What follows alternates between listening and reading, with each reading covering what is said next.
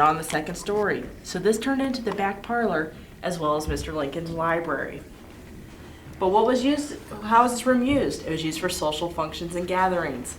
This is where the guests would be entertained. Mrs. Lincoln held very famous strawberry parties during the summer. We know of a party that they held in this house where there was between 300 to 700 guests that attended.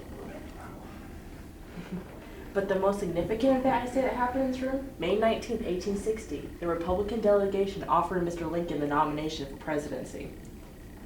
And it takes Mr. Lincoln 4 days to decide he's willing to take this challenge. I know a majority of us are going to be glad that he did. Now these rooms are the largest room of the Lincoln house, and it holds the most original artifacts to the Lincoln family. Now, these pieces of furniture that has the black fabric on it are original to the Lincoln family, and that fabric is made from horsehair. Now, the tables with the marble tops are original, the shelving units in the front parlor, as well as Mr. Lincoln's bookcase in the corner.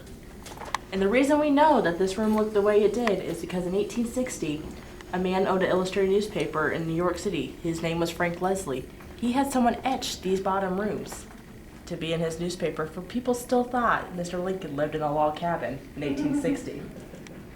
And because of him, we know what these rooms down here look like. Does anyone have any questions? Well, I hate to say, a lot of you guys would not have been allowed in these two rooms.